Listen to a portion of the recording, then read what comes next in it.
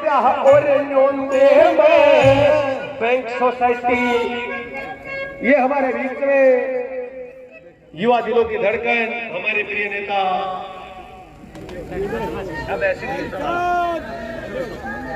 किसी पे कोई आसान नहीं किया है। मैंने इस्तीफा इसलिए दिया था जब विधानसभा का पिछला हमारा सेशन चल रहा था,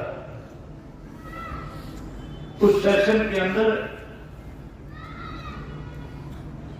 इन किसान के बिलों को लेकर के चर्चा होनी थी। जिम्मेवारी विपक्ष की होती है। जब सरकार कोई गलत फैसला लेती है तो विपक्ष की जिम्मेवारी होती है कि वो सरकार को आईना दिखाने के लिए उसके खिलाफ काम रोको प्रस्ताव लेकर के वो सरकार के खिलाफ अविश्वास प्रस्ताव लेकर के जिम्मेवारी विपक्ष की होती है कि सरकार के खिलाफ कालीन अटेंशन मोशन देकर उन पर चर्चा करें। लेकिन विपक्ष की हालत हरियाणा में आज ऐसी है कि अखबारों में तो हम ध्यान दे देते हैं कि हम सरकार के खिलाफ लड़ रहे हैं। जब लड़ाई का समय आता है तो फिर पीठ दिखा करके हाउस से बाहर निकल जाते हैं। हमारा जब सेशन आया था उससे पहले जब ये किसान आंदोलन ने जोर पकड़ रखा था तो बहुत सारे ऐसे एमएलए थे जो सत्ता के साथ जुड़े हुए, उसमें आपके हल्के का एमएलए भी शामिल है, जो जब भी किसान उसके पास चल करके गए या वो किसानों के बीच में गया, मैंने उसके अनेक वीडियो देखे थे, उसने यही कहा था कि मैं किसानों के साथ हूं और जब मौका आएगा किसान की बात करने का तो मैं उसकी लड़ाई लड़ूंगा। लोगों ने जब इस्तीफे की बात करी, उसने कहा कि समय आएगा तो इस्तीफा भी दूंगा। कहा था नहीं कहा, बोलने का मौका तो विधानसभा में मिलता है। अगर विधानसभा में खड़े होकर के हम किसान की पैरवी करेंगे तो जिसने हमें वोट दिया है, जिसने हमें विधानसभा लोकसभा भेजा है, उसको भी यह एहसास होगा कि मैंने जिसको अपना नुमाइंदा चुन करके भेजा है, तेरा जो वोट जो गया था वो सही जगह गया है, आज वो तुम्हारी लड़ाई को लड़ रहा है। अगर वो चुप होकर के बैठ जाएगा तो मतदाता भी इस बात के लिए शर्मिंदा होगा कि तेने बड़ी गलती कर ली थी। अनेक ऐसे विधायक थे जिन्होंने ये कहा था कि हम किसान के साथ खड़े होकर इस लड़ाई को लड़ेंगे। लेकिन दोस्तों, सेशन आया और उस सेशन के अंदर जब लड़ाई की बात आई तो विपक्ष में तो आज सबसे बड़ी पार्टी अगर कोई है तो कांग्रेस है। चौधरी भूपेंद्र सिंह हुड्डा की जिम्मेवारी बनती थी, वो सरकार के खिलाफ अर्जन मोशन देते, कामों को प्रस्ताव देते, या जो आज रोज रट लगा करके कहता है कि मैं सरकार के खिलाफ अविश्वास प्रस्ताव लाऊंगा। उस वक्त किसने हाथ पकड़ रखा था, किसने रोक रखा था? अविश्वास प्रस्ताव लाना चाहिए ना, अविश्वास प्रस्ताव ले ना कामरों को प्रस्ताव किया। जब इसको लेकर के विधानसभा में चर्चा हो रही थी तो सरकार की तरफ से मुख्यमंत्री ने कहा कि हम इसके पक्ष में प्रस्ताव लेकर के आएंगे, आप उस पर चर्चा करो।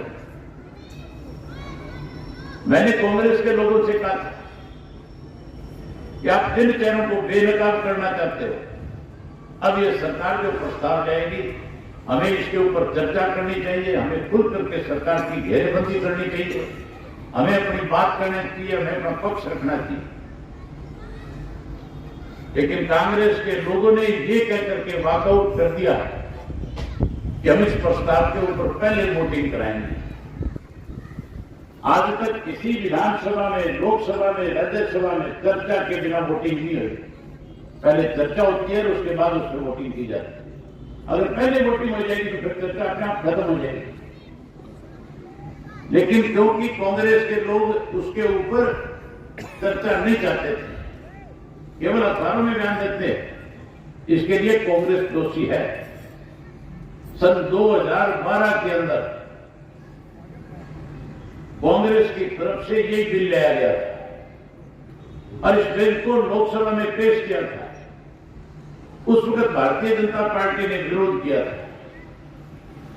जिस भारतीय जनता पार्टी ने उस वक्त विरोध किया, कांग्रेस का जो बिल उस वक्त तैयार किया था उसको जाकर के लागू कर दिया।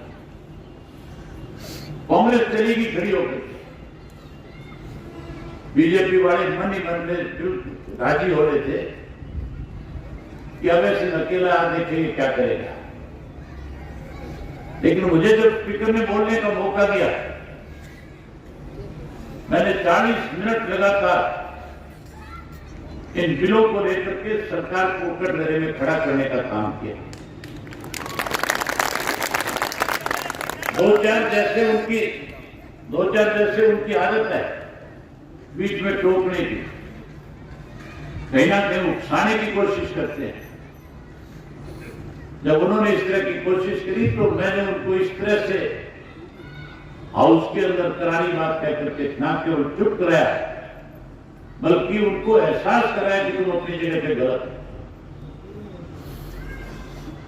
जहां साथियों बीजेपी ने आपके साथ धोखा किया, वहीं कांग्रेस ने भी पीठ दिखाई।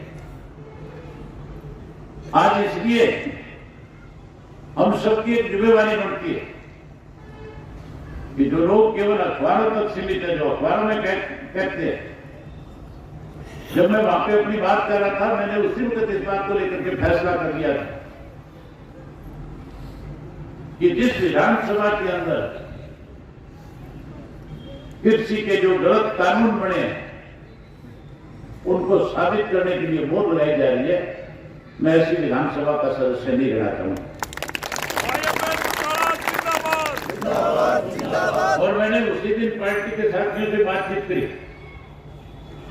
मैंने बातचीत करके इनसे कहा कि जहां हमें इस आंदोलन का हिस्सा बनकर के लोगों के बीच में सेवा करनी है, इस आंदोलन को ताकत देनी है, हमने उसी दिन ये तय भी कर लिया था कि जो लोग आज सीकरी के बॉर्डर पे बैठे, जो लोग आज शंभू के बॉर्डर पे बैठे, हमारी पार्टी का एक एक कार्यकर्ता उनके बीच में बिना पार्टी का झंडा लेकर के, बिना कोई पोस्टर बैनर लेकर के, जहां पंजाब के लोगों की देखभाल करेगा, वही इस आंदोलन को मजबूत बनाने का काम करेगा।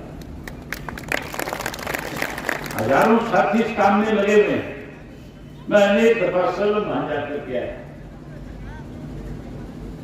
जब विधानसभा के बाद हमने मीटिंग करी तो मैंने एक ही बात कही थी पार्टी के साथियों से, अगले दिन लोगों ने मुझे विधानसभा में चुन करके भेजा है, कल उनका विश्वास मेरे से ना उठे, इसलिए मैं एक दफा अपने विधानसभा क्षेत्र में जाना चाहूंगा।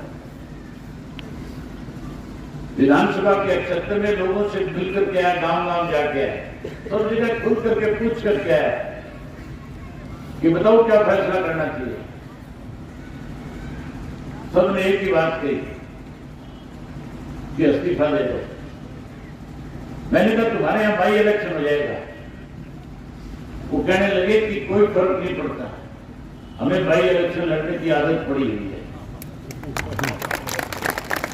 उस हल्के में पहले भी 3 बार बाई इलेक्शन हुए, और तीनों बार जब बाई इलेक्शन हुए उन्होंने इंडियन नेशनल लोकदल पार्टी को और ज्यादा मजबूत करके विधानसभा में भेजा। इसलिए मेरा जो इस्तीफा है, उस इस्तीफे से बहुत से लोगों के चूड़ियां चुनने वाली है, बहुत से लोगों के सामने